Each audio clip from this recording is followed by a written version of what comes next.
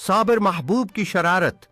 नसीर चीची की बहादुरी महल्ले में अगर शरारत का कोई बादशाह था तो वो साबिर महबूब ही था। गली के हर बच्चे ने कभी न कभी उसकी शरारतों का निशाना बनना सीखा था। कभी किसी की साइकिल की हुआ निकाल देता, कभी स्कूल के रास्ते में कीचड़ फेंक देता। एक दिन साबिर ने नया कारनामा करने की ठानी। उसने मोहल्ले के नाले के ऊपर रखी पुरानी डगमगाती तख्ती पर चलने की शर्त लगा दी।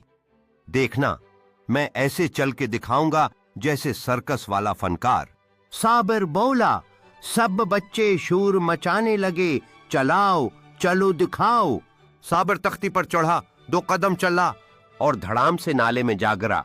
कीचड़, बदबू, गंदगी सब कुछ आती थी। बच्चे हनस हनस कर दोहरे हो गए, मगर जब देखा साबिर वाकई फंस गया है तो सबके मना बंद हो गए। आप क्या करें, कौन निकालेगा उसे? तभी मंजर में दाखिल हुआ नसीर चीची। नसीर चीची हमेशा फेसबुक पर कौम के मसाइल पर पोस्ट करने में मसरूफ रहता था। कोई मसला हो वो सिर्फ मशूरा देता, खुद कभी हरकत में ना आता। मगर इस बार कुछ बदला हुआ था। शायद साबिर की हालत इतनी खराब थी कि चीची का दिल भी पिघल गया। नसीर चीची ने आओ देखा न ताओ, झाड़ों का लंबा डंडा पकड़ा, नाले के पास गया और साबिर का हाथ खींचकर बाहर निकाल लिया। सब बच्चे शशदर। एक लड़के ने हैरत से कहाकफर टूटा खुदा खुदा करके। नसीर चीची ने आखिर काम की बात कहा।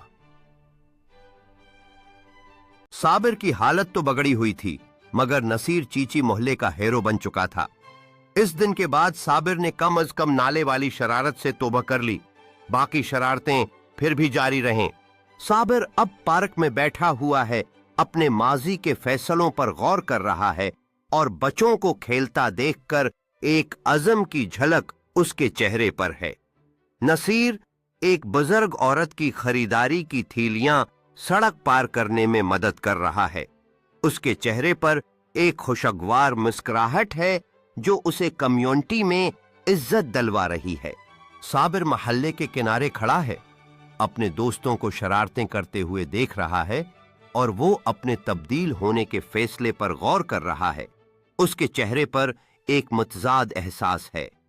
नसीर पार्क में एक छोटी कम्युनिटी तकरीब का एहतिमाम कर रहा है, जहां रंगीन सजावट है और खानदान जमा हो रहे हैं। ये जाहिर करता है कि वो किस तरह एक मुसब्बत असर बन चुका है।